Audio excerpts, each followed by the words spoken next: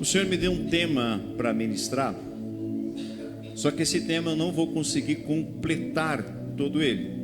Ele é um assunto um pouco extenso, então terá no mínimo 2 ou 3 domingos para que a gente possa abordar e falar mais a respeito desse tema tão importante que nós vamos falar essa noite. Amém? Você que trouxe sua Bíblia, abra ela no Evangelho de Mateus, capítulo 28. Nós vamos ler o versículo 19 e o versículo de número 20. Mateus capítulo 28, nós vamos ler o versículo 19 e o versículo de número 20. Amém. Vamos fazer junto a leitura. Portanto, vão e façam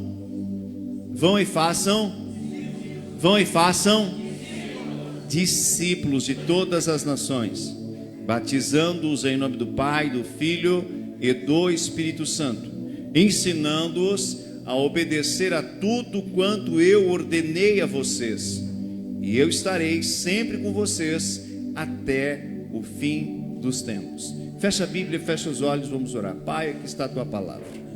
Nos submetemos ao teu senhorio, ao teu pastoreio, e te convidamos, amado, precioso Espírito de Deus, que o mundo não pode receber, mas que o Senhor já enviou, já está em nosso meio. Que Ele trabalhe nesta noite mais uma vez, para glorificar o nome de Jesus, para estabelecer em nossas vidas o reino dos céus e a vontade do nosso Pai. Repreendemos toda contrariedade, seja ela física, seja ela espiritual. Toda sonolência, toda distração, nós queremos declarar por terra. Leva agora o nosso pensamento cativo ao senhorio de Jesus Cristo, e que tua palavra seja revelada a cada um de nós que aqui estamos e aqueles que nos assistem pelas redes sociais. Queremos que a tua vontade acima da nossa se estabeleça. Nós te damos a honra, a glória e todo o louvor. Amém? A Bíblia vai dizer que Jesus, ele viveu nessa terra em torno de 33 anos e meio. Depois, então, ele passou pela crucificação. Ele cumpriu a sua missão. Então, esse é o tempo que Jesus esteve numa forma humana. Mesmo ele sendo o Senhor, mesmo ele não tendo início de dias nem finais de dias, a sua missão na terra foi pouca, vamos dizer assim. Foram apenas 33 anos e meio, até que ele cumprisse a missão que Deus havia lhe dado. Ele reuniu os seus apóstolos e ele deu uma instrução muito clara para eles. Jesus disse para eles assim: foi-me dado todo o poder no céu e na terra. E esse poder agora eu estou impartindo com vocês, eu estou liberando com vocês para uma missão. Eu quero que vocês vão por todas as nações e vocês anunciem o meu evangelho. Mas não só anunciem, eu quero que vocês façam discípulos de todas as nações, e batizando-os em nome do Pai, do Filho e do Espírito Santo. Então os apóstolos, eles possuíam um alvo, eles tinham um norte, eles tinham uma direção muito específica. Eles compreenderam qual era a missão deles: era fazer discípulos de todas as nações. Discípulos, eles não nascem pronto. É necessário você acompanhar a pessoa até que ela se torne um verdadeiro discípulo de Jesus. É um processo, é dia após dia. E nessa noite nós vamos falar a respeito de discípulo. Diga discípulo. A palavra discípulo vem da palavra grega atetes, que significa aprender. Diga discípulo igual a aprendizado. E a palavra hebraica para discípulo é talmidim. Essa palavra também está ligada à aprendizagem. Portanto, em seu sentido mais básico, um discípulo é alguém que aprende. Amém? No seu sentido mais básico da palavra, o significado da palavra discípulo é aquele que aprende. Diga comigo, discípulo é aquele que aprende. Amém? Então, alguém que segue os passos e os ensinamentos de um mentor, de um mestre. Nesse caso aqui, o mestre e o mentor é Jesus Cristo de Nazaré, o Filho do Deus Altíssimo. Vamos aplaudir Jesus essa noite, bem forte. O discipulado é o caminho para a formação de um novo discípulo. Diga discipulado. Discipulado nada mais é do que aquele que já sabe, aquele que foi instruído, começa agora a ensinar a outros, começa agora a derramar o coração, começa a derramar sobre outra pessoa a vida de Deus, os ensinos de Deus. Ou seja, ele vai passar tempo do lado de alguém ou de outras pessoas, até que aquela pessoa se torne um discípulo e comece a andar com as próprias pernas. Amém? Então o discipulado é o caminho para a formação de um novo discípulo. E a prática do discipulado, em termos gerais, consiste em: aquele que já é instruído ensina aquele que deseja ser instruído. Diga comigo, desejo. Você só se torna um discípulo de Jesus se você tem o desejo de aprender. Uma das vontades de Jesus para nós, como igreja, como filhos, como discípulos, é que a gente venha crescer na graça e no conhecimento. Mas para mim crescer no conhecimento a respeito de Jesus, dos seus mandamentos, do seu evangelho, eu preciso ser alguém que quero aprender. Quantos estão dispostos a ser instruídos e a aprender para se tornar um discípulo de Cristo? Levante a mão. Amém? E esse discipulado, essa troca de experiência, de informação, ela se dá de forma teórica, mas também de uma forma prática. Eu acho tão lindo a forma que Jesus discipulou os seus apóstolos, a forma que Jesus preparou eles para assumirem depois a responsabilidade de seguirem a ordenança de Cristo, que era pregar o evangelho e fazer discípulos. Jesus caminhou com eles aproximadamente 3 anos e meio. Então não foi apenas a teoria. Eles não apenas sentaram e ouviram Jesus falar. Não. Eles viram como Jesus operava.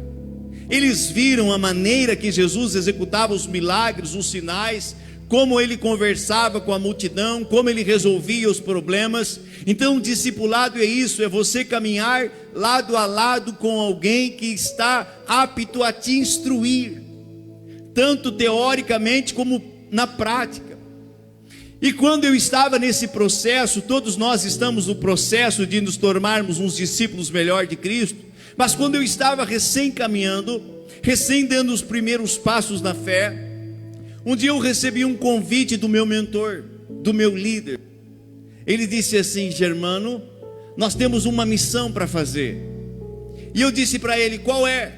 Nós temos uma visita para fazer na casa de uma mulher que entregou a sua vida para Jesus. E ele foi me contando, ele disse assim: essa mulher está no hospital, ela está doente, e eu e minha esposa fomos visitá-la no hospital, e ali nós falamos para ela a respeito do amor de Jesus, falamos para ela a respeito do que Jesus fez na cruz. Em breves palavras nós expomos para ela o amor de Cristo. E essa mulher, ela servia a outros deuses, a outra religião. E depois de aceitar a Cristo ali no hospital, no leito do hospital, ela olhou para esse casal que estava instruindo ela e disse: eu não quero mais servir a esses deuses que eu servia, agora eu quero servir a Cristo. Mas na minha casa há muitas imagens e eu quero que vocês vão até lá e vocês removam. E o meu líder chegou para mim e disse: Germano, vamos nessa missão? O que você acha que foi a minha resposta para ele? Eu disse: uau, eu quero ir com você, porque eu não quero apenas ficar sentado ouvindo. Eu quero aprender, sim, eu quero ser instruído, sim, eu quero crescer no conhecimento, sim, mas eu também quero ver como se faz as coisas. Então, como é bom você ter a teoria e a prática. Como é bom você ter alguém que anda do teu lado e que te mostra como você faz as coisas. Ou você já sabe tudo? Quem aqui já sabe tudo, levanta a mão. Nenhum de nós sabe todas as coisas. Nós estamos num processo de aprendizado. Mas como é bom quando alguém já sabe um pouquinho mais que a gente e senta ao nosso lado e começa ali nos instruir. E começa a dizer para a gente: olha, essa é a forma de você fazer. Se você fizer assim, vai dar certo. Aleluia! Então, ser discípulo e passar pelo processo do discipulado, diga discipulado, envolve um preço a ser pago. Diga preço. Ai, pastor, estava tão boa a mensagem, o senhor vai falar em preço. Mas é necessário. Para que você se transforme, se torne um discípulo de Cristo, vai ter um preço a ser pago. A salvação, ela é de graça. Mas para que você se torne verdadeiramente um discípulo de Cristo, terá um preço a ser pago.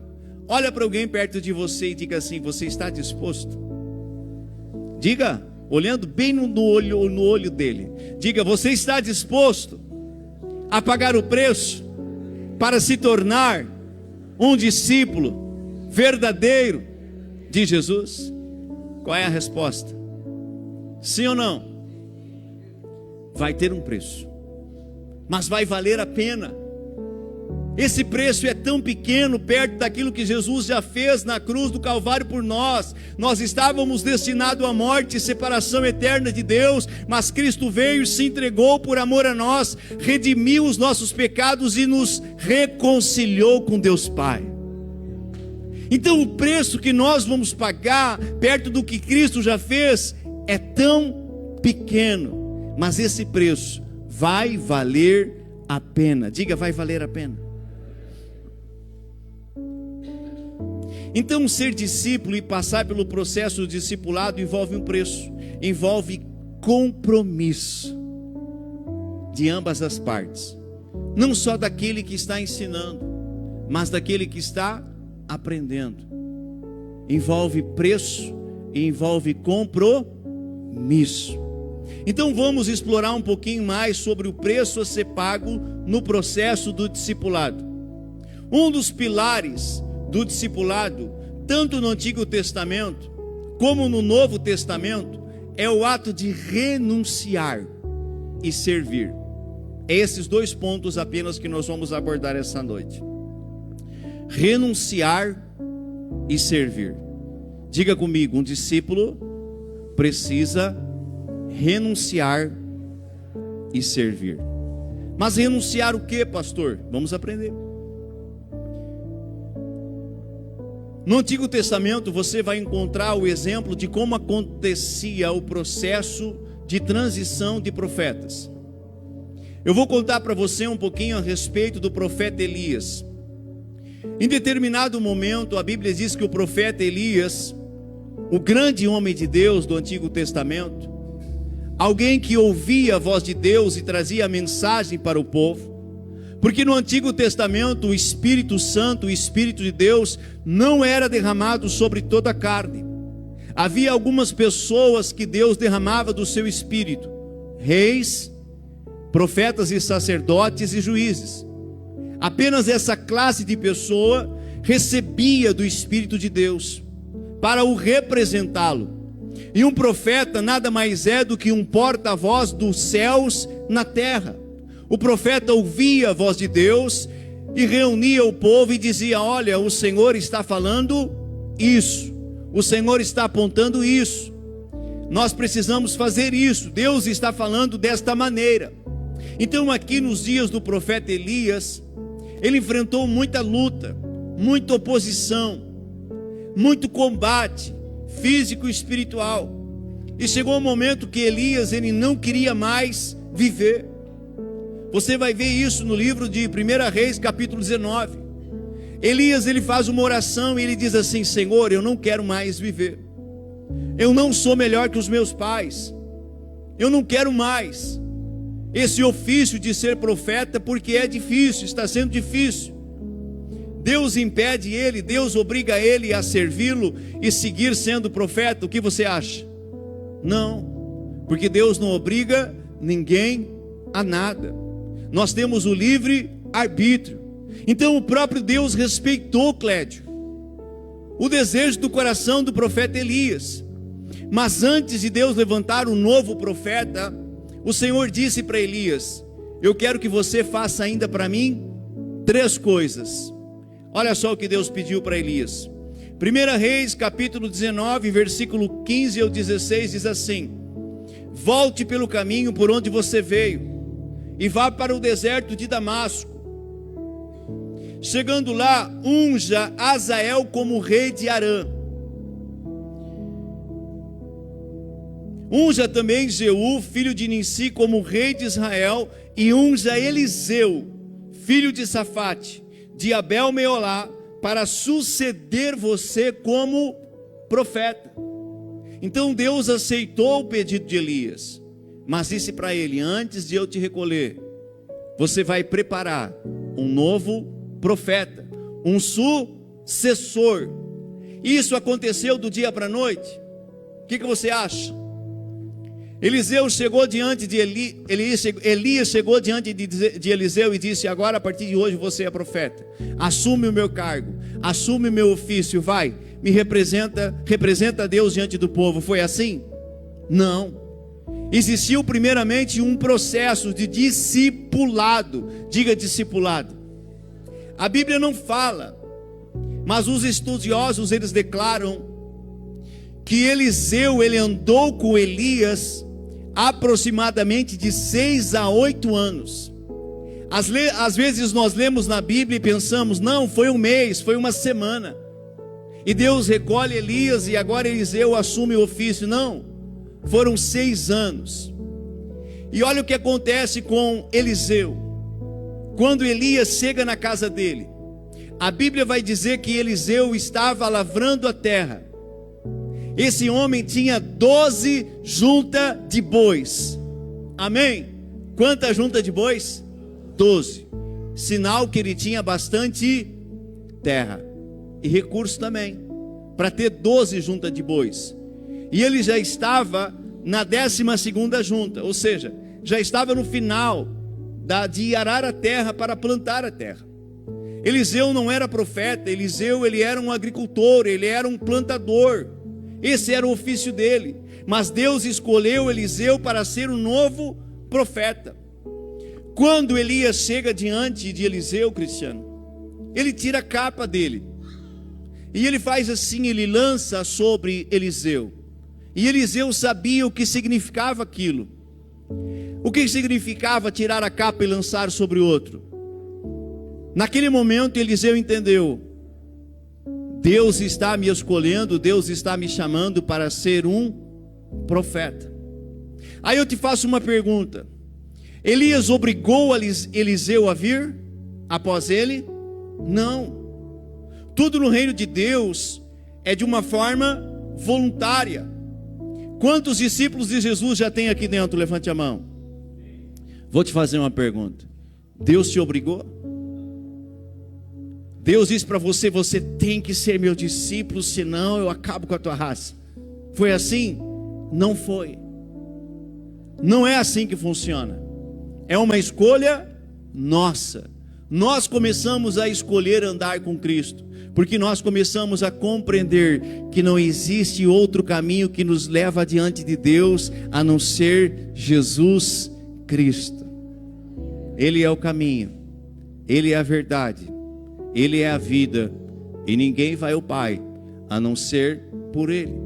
Então, quando você começa a entender este amor de Deus, quando você começa a compreender a obra da cruz de uma forma voluntária, você começa a dizer para Jesus: eu quero andar contigo, eu quero me tornar um discípulo de Jesus, eu quero me submeter à tua palavra, ao teu senhorio e ao teu pastoreio.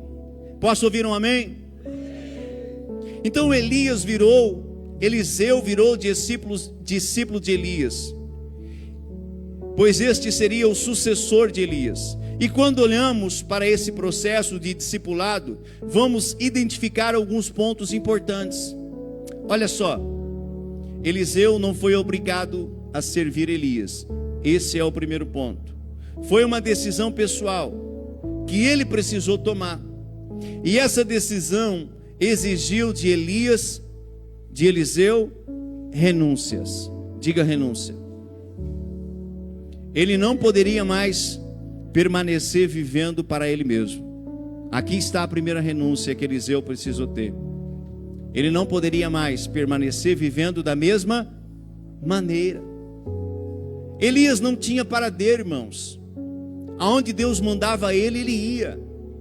Deus dizia para ele: eu quero que você vá para tal lugar, e ele tinha que ir para lá. Então Eliseu, ele precisou romper com a sua velha vida. Ele precisou romper com aquela vida de agricultor. Ele precisou romper com a velha vida que ele levava, para começar agora a viver um novo processo na sua vida, uma nova vida. Então ele precisou renunciar à velha vida. Aqui está o primeiro ponto para que você se torne um discípulo de Jesus: renunciar à velha vida. Diga comigo: renunciar à velha vida. Ele precisou abandonar o estilo de vida que vivia. Eliseu agora seguia Elias por onde ele fosse. E quando você vai para o Novo Testamento e você ouve as palavras de Jesus, você vai ver a mesma coisa. Você vai ver Jesus pedindo para aqueles que queriam se tornar seus discípulos uma renúncia, um preço a ser pago. Lucas capítulo 9, versículo 23 ou 26 vai nos mostrar isso claramente. Jesus falando, ele diz assim: se alguém quiser vir após mim, ouça isso com muita atenção. Se alguém quiser vir após mim, vírgula, negue-se a si mesmo. Tome diariamente a sua cruz e me siga. Pois quem quiser salvar a sua vida, a perderá. Mas quem perder a própria vida por minha causa, a salvará. Pois que adianta o homem ganhar o mundo inteiro e perder-se ou destruir-se a si mesmo? Se alguém se envergonhar de mim e das minhas palavras, o Filho do Homem se envergonhar dele, quando vier na sua glória e na glória do Pai e dos santos anjos. Então nós nunca vamos nos tornar verdadeiros discípulos de Jesus sem renúncia. E qual é o primeiro nível de renúncia que nós temos que ter quando nós queremos começar a seguir Jesus? Qual é o primeiro nível de renúncia? A si mesmo, o nosso antigo estilo de vida. Diga comigo: renunciar o pecado. A velha vida, como vivíamos antes, não se enquadra mais dentro daquilo que Deus tem, dentro daquilo que Deus espera de um discípulo. A velha forma de viver já não se enquadra mais com aquilo que Deus ele tem preparado para nós. O que nos faz separação entre nós e Deus? O que separa o homem de Deus? Bem alto. O que separa o homem de Deus? O pecado. O que separou Adão e Eva de Deus de dentro do jardim? O pecado. Então todos nós já nascemos debaixo de pecado. Todos nós somos seres que erramos. Quem não tem pecado, atire a primeira pedra. Todos nós erramos. Mas quando antes de nós conhecermos a Cristo, muitos de nós não temos essa consciência plena do erro e do pecado. Nós seguimos fazendo as coisas segundo o curso desse mundo e desagradando o coração de Deus. Mas quando esse amor de Deus é revelado a nós, o Senhor ele vai exigir de nós: negue-se a si mesmo, tome a sua cruz diariamente e me siga. Renuncie a si mesmo, renuncie à sua vida, renuncie o pecado que faz separação entre mim e você. Qual é o salário do pecado, irmãos? Segundo a Bíblia, bem alto. Qual é o salário do pecado? A morte. Mas qual é o dom de Deus? Vida eterna. Vamos aplaudir o Senhor esta noite. O salário do pecado sempre será morte. E esse não é o desejo de Deus para nós.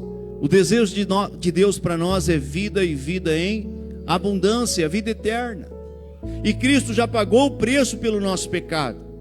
E quando nós começamos a andar em novidade de vida com Cristo, nós saímos debaixo da condenação do pecado e agora nos tornamos discípulos, filhos, herdeiros e começamos a viver em novidade de vida, uma vida nova. Diga, uma nova vida. Amém?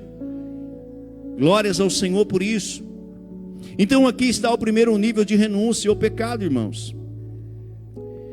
Ou seja, tudo aquilo que é contra a palavra de Deus, os mandamentos e os princípios do reino. E todos nós aqui já temos uma consciência. Nós somos seres humanos pensantes. Deus nos deu a capacidade de intelecto. E nós sabemos tudo aquilo que é certo e que é errado. Só quem não sabe o que é certo e errado são os bebês de colo. São as crianças. Mas quando nós começamos a crescer, nós começamos a aprender o que é certo e o que é errado. Amém ou não amém? Olha que Paulo escreve à igreja de Efésios, capítulo 4, versículo 17 ao 32. Eu quero ler todo esse texto, para que você compreenda. Assim eu digo a vocês, e no Senhor insisto, que não vivam mais como os gentios. Gentios eram aqueles que não tinham aliança com Deus, que não faziam parte do povo da aliança. Amém? Então Paulo vai dizer para eles: não vivam mais como vivem os gentios, na inutilidade dos seus pensamentos. Eles estão obscurecidos do entendimento e separados da vida de Deus pela ignorância em que estão, por causa do endurecimento do seu coração. Tendo perdido toda a sensibilidade, eles se entregaram à devassidão, cometendo com avidez toda espécie de impureza. Todavia, não foi isso que vocês aprenderam de Cristo. De fato, vocês ouviram falar dele e nele foram ensinados, de acordo com a verdade que está em Jesus. Quanto à antiga maneira de viver, olha isso: dispam-se do velho homem, que se corrompe por desejos enganosos, para serem renovados no modo de pensar, e se vestirem do novo homem, criado para ser semelhante a Deus em justiça e santidade, provenientes da verdade. Portanto, cada um de vocês deve abandonar a mentira e falar a verdade um com os outros, pois todos nós somos membros de um mesmo corpo. Quando ficarem irados, não pequem. Não permita que o sol se ponha enquanto durar a ira de vocês. Não deem lugar ao diabo. O que furtava, não furte mais. Antes, trabalhe, fazendo o que é bom, com as próprias mãos, para que tenha o que repartir com quem estiver em necessidade. Nenhuma palavra torpe saia da boca de vocês, mas apenas a que for útil para edificar os outros, conforme a necessidade, para que transmita graça aos que a ouvem. Não entristeçam o Espírito Santo de Deus, com o qual vocês foram selados para o dia da redenção. Livrem-se de toda amargura, indignação, ira, gritaria e calúnia, bem como de toda maldade. Sejam bondosos e compassivos uns para com os outros, perdoando-se mutuamente, como Deus os perdoou em Cristo Jesus. O que Paulo estava dizendo para os irmãos? Irmãos, não vivam mais da mesma maneira que vocês viviam no passado. Agora vocês precisam viver em novidade de vida, porque é isso que Deus espera de vocês. E Paulo vai falando alguns pecados que talvez eles estavam cometendo. Então eu e você, o primeiro nível que nós temos que renunciar é as velhas práticas, é o pecado, é a nossa vida longe de Deus, as práticas que nós sabemos que são condenadas diante dos olhos de Deus. É fácil renunciar ao pecado? Não é, porque o pecado tem muitas coisas que a gente tem o desejo de fazer, mas a Bíblia diz que todas as coisas me são lícitas, mas nem todas elas me convêm. Então dia após dia eu tenho que aprender o que agrada e o que desagrada o coração de Deus, e eu preciso começar a viver em obediência ao Senhor, em novidade de vida, para agradar quem? A mim ou ao Senhor? Todo discípulo de Cristo, ele não vive mais para ele, para suas emoções, para os seus sentimentos, para suas vontades, que muitas vezes o distanciam de Deus. Ele começa agora a procurar a viver para agradar o seu Senhor.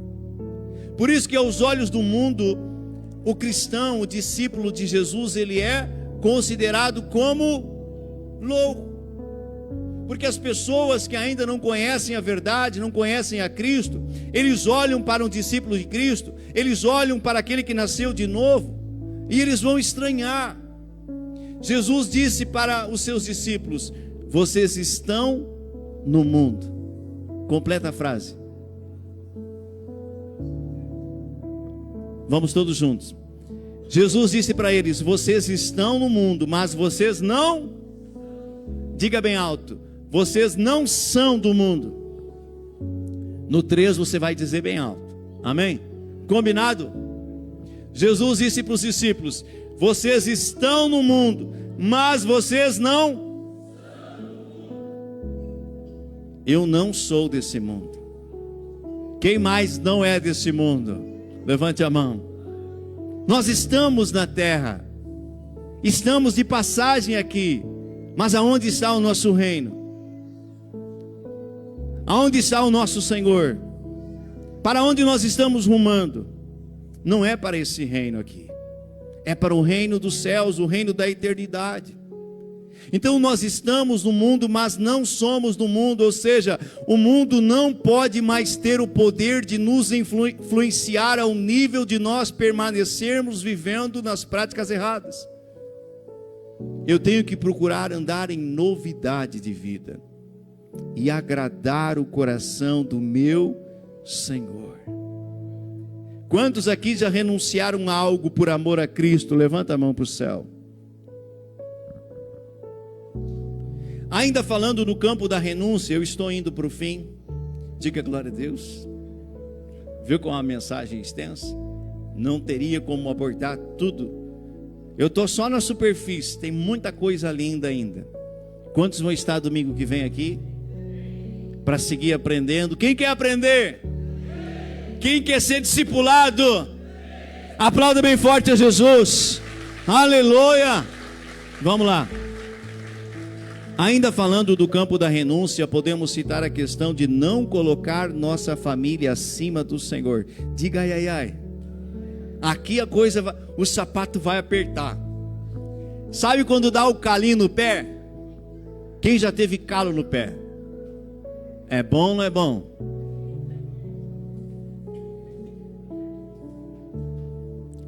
Sabe aquela bolha nova? Calçado apertado, ou molhou e você está ali e começa a raspar e cria aquela bolha. Como é que você fica? Confortável ou desconfortável? Desconfortável, com dor, querendo tirar o calçado porque aquela bolha está te incomodando. Amém? Vamos lá, firma o cinto aí, vai apertar o calo agora, o sapato. Amém? Nós não podemos colocar a nossa família acima do Senhor. Olha o que a palavra de Deus vai dizer em Lucas 14, 25 ao 33, o próprio Senhor Jesus falando. Uma grande multidão ia acompanhando Jesus. Este, voltando-se para ela, disse: se alguém vem a mim e ama o pai, a mãe, a mulher, os filhos, os irmãos, as irmãs e até a própria vida, mais do que a mim, não pode ser meu discípulo. Diga ai, ai, ai. Não é forte isso? Quem é as pessoas que tu mais ama? Quem é as pessoas que tu mais ama? A família. Não que você não tenha que amar a família, não é isso que Jesus está falando aqui. Você tem que amar a esposa, o marido, diga amém. Os filhos, a parentela, você tem que amar, você tem que cuidar. Se você não cuidar deles, você está desagradando a Deus. Mas Deus está dizendo aqui que para você se tornar um verdadeiro discípulo, você não pode colocar a tua família em primeiro lugar. Você tem que colocar o Senhor em primeiro lugar. Vou te fazer uma pergunta, é fácil? Não é. Sem o derramamento do Espírito Santo dentro de nós e esse convencimento que vem dele, nós não conseguimos colocar Deus acima da nossa família. Somente por meio do Espírito nós vamos ter essa capacidade. Vamos seguir o texto. Aquele que não carrega a sua cruz e não me segue, não pode ser meu discípulo. Tem que carregar a cruz, irmão. Amém? Tem que carregar. Você vai ter que pagar o teu preço. Qual de vocês, se quiser construir uma torre, não se senta primeiro para calcular o preço e verificar se tem dinheiro suficiente para completá-la? Ele está falando aqui de você calcular o preço de segui-lo. Amém? Jesus está falando: sente, calcule o preço. Calcule o preço. Existe um preço para ser meu discípulo. Vamos lá. Pois se levantar o alicerce e não for capaz de terminá-la, todos os que virem zombarão dele, dizendo: esse homem começou a construir e não foi capaz de terminar. Ou qual é o rei que, pretendendo sair à guerra contra outro rei, não senta primeiro e pondera se com 10.000 homens é capaz de enfrentar aquele que vem contra ele com 20.000 homens? Se não for capaz, enviará uma delegação enquanto o outro ainda está longe e pedirá um acordo de paz. Da mesma forma, qualquer de vocês que não renunciar a tudo o que possui, não pode ser meu discípulo. Amém? Ame sua família, ame seu pai, ame sua mãe, ame seus filhos, ame seu esposo, enfim. Mas saiba que Deus precisa ser o primeiro lugar. Quando nós aceitamos a Cristo e começamos a conhecer esse evangelho que nos liberta, e talvez você foi o primeiro a se converter dentro da tua família, o que começa a acontecer quando alguém se converte? O que começa a acontecer? O que começa a acontecer dentro da própria casa? Luta, guerra, dificuldade. Aquelas pessoas que ainda não conhecem a Cristo, elas se levantarão contra aquele que está começando a conhecer. Quantos aqui já ouviram de um familiar seu, de um parente seu, que você virou fanático? Levante a mão para o céu. Bem-vindo à guerra. Amém? Quando nós nos convertemos, aceitamos a Cristo, a primeira luta que nós vamos enfrentar é dentro da própria casa. E nesse momento nós temos que nos posicionar. Se nós conhecemos essa verdade e nós entendemos o que Jesus falou, que eu não posso colocar mãe, pai, irmãos, mulher, filhos acima de Cristo, eu preciso me posicionar. Quando eu aceitei a Cristo, eu fui o primeiro da minha família. A minha esposa, ela veio depois. Eu fui o primeiro a aceitar ao Senhor. com 25 anos de idade, eu comecei a ir à igreja e ouvir esse evangelho. E eu convidava minha esposa para ir no culto comigo, e ela dizia: não, eu não quero saber de igreja ainda. E um dia ela olhou para mim e disse assim, porque todo domingo eu estava no culto, eu estava na casa de Deus e ela não ia. Depois de um tempo que ela começou a ir, um dia ela me olhou e disse assim, bem séria, bem braba: quem acha que a pastora tem cara de braba? Poucos, graças a Deus. Ela não tem cara de braba, é uma formosura, aleluia. Mas ela, mimosa, mas ela estava braba aquele dia. E ela disse assim: você vai me trocar agora pela igreja? Porque eu queria ir no culto e ela não. Eu olhei para ela com sabedoria, não brabo, não irado, mas eu olhei para ela lembrando dessa passagem, e eu disse para ela: amor, se tiver que te trocar por Jesus, eu te troco. Como é que você acha que ficou o coração dela nesse momento ouvindo essas palavras? Talvez não ficou confortável, mas eu precisava me posicionar, porque se eu flochasse, talvez eu não ia me tornar o discípulo de Jesus que ele esperava. Flocha um dia, flocha 2 dias, flocha 3 dias, quando vê, já nem vai mais buscar ao Senhor. Eu disse para ela: se tiver que te trocar, eu te troco, porque ele é o único que pode me dar salvação. Você não pode me dar salvação. Eu te amo, mas Jesus, depois que eu conheci ele e a sua palavra, Jesus, ele ocupa o primeiro lugar no meu coração. O primeiro. Fruto de eu me posicionar, não briguei, me posicionei dentro da palavra, dentro desse entendimento. Passou alguns dias, quem é que estava do meu lado na igreja? Ela. E o Senhor ministrou com ela, se converteu. Passado mais alguns dias, estava vindo toda a minha família. Fruto do seu posicionamento. Mesmo que você enfrente por algum tempo essa guerra, esse combate que vem por meio da família, mas se você se posicionar, eles vão começar a ver na sua vida o que? Uma diferença. Amém ou amém? Eles vão começar a ver em você mudanças, porque todo aquele que se converte começa a mudar de vida. Você começa a mudar a forma de comportamento, de palavras, de conduta, e eles vão olhar para você e vão perguntar: o que está acontecendo contigo?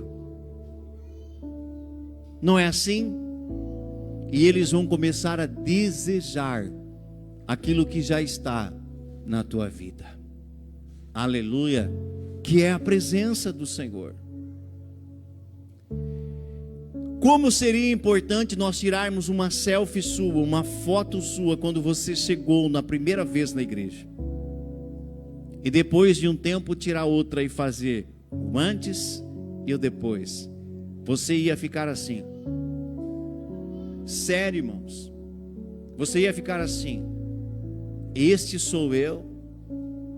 Muitas vezes, antes de conhecer a Cristo, quando você tira uma foto de alguém que ainda não está caminhando com o Senhor, você tira, o olhar dele é triste, um semblante caído, não há brilho, não há vida.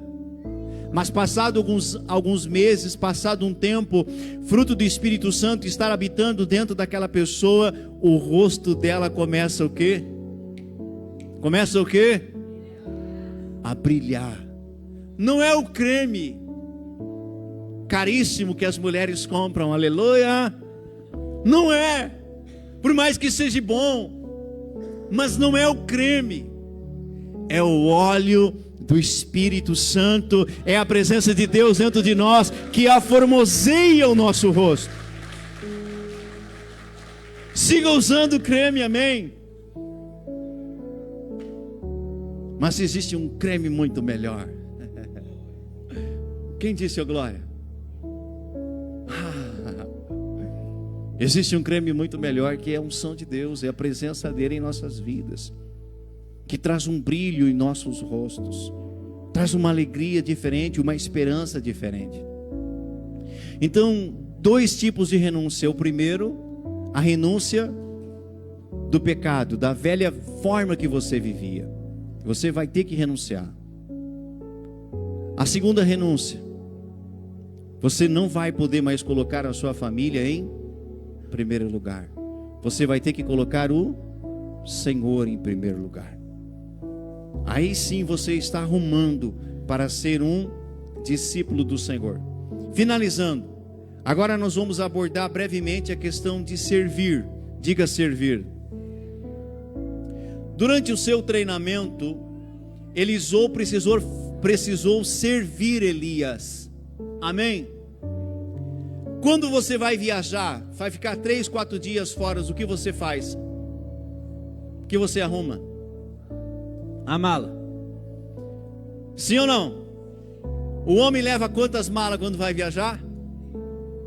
Ou é nenhuma? Uma pequena. Às vezes uma mochila meia grande. Sim ou não? Agora vamos mudar. A mulher leva quantas malas? No mínimo 2. E se brincar, ela vai levar 3. Sim ou não? Vamos supor que Elias era um homem que carregava bastante bagagem com ele, porque ele não tinha paradeiro, ele não tinha uma casa fixa, ele andava de um lugar para outro. Quem é que carregava as malas? Quem é que carregava as malas? Eliseu. Eliseu era um moço que estava em treinamento, e ele estava ali servindo o seu Senhor. Diga servir. Teve um momento que Jesus estava caminhando com seus apóstolos, com os homens que estavam em treinamento, irmãos, para dar sequência à igreja na terra. E eles começaram a discutir entre eles quem seria o maior. E eles começaram a dizer: eu quero me sentar à direita de Jesus lá na glória, eu quero me sentar à esquerda. Jesus ouviu a conversa deles, parou em determinado momento e disse assim: quem quiser ser o maior entre vocês, que seja o menor e que sirva aos demais. Amém? Quem quiser ser o maior, que se torne o menor e sirva. E Jesus vai dizer: eu sou o Filho de Deus, eu me esvaziei da minha glória e assumi um corpo humano, e eu vim para a terra não para ser servido, mas para servir e dar a minha vida por amor a vocês. Jesus nos chamou para servirmos o corpo de Cristo, para servirmos a igreja e servirmos uns aos outros. Você não foi chamado para ser servido, você foi chamado para servir. Amém? Melhor é dar do que receber. Olha para o irmão do teu lado e diga: sirva mais. Tem pessoas que elas vêm para a casa de Deus e elas não querem se envolver. Elas pensam assim: não, eu vou lá apenas assistir o culto, eu recebo a minha bênção e vou embora. Deus não te chamou para isso. Deus quer que você se envolva. Diga envolvimento, diga compromisso. Todo discípulo, ele tem compromisso.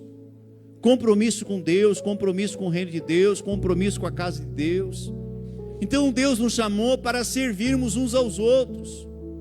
E como é bom você servir alguém. Amém? Você se dedicar para alguém, você ensinar alguém, você ir até alguém, orar por alguém, ou seja, se dedique por alguém. Você vai se sentir útil,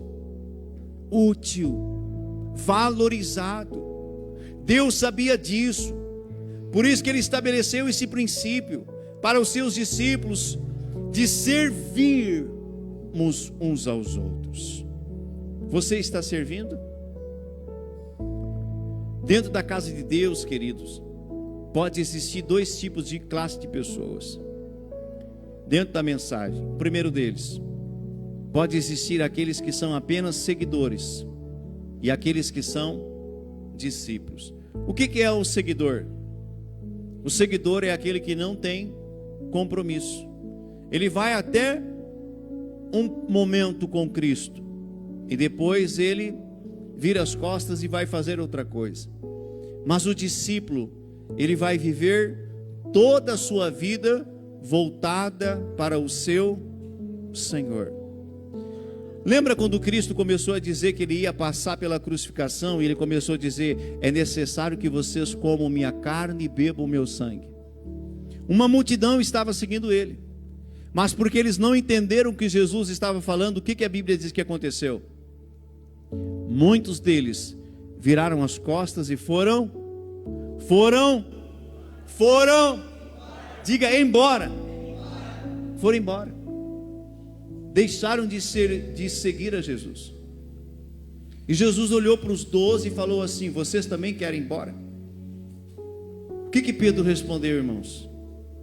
Para onde nós iremos, se só tu tens as palavras de vida eterna?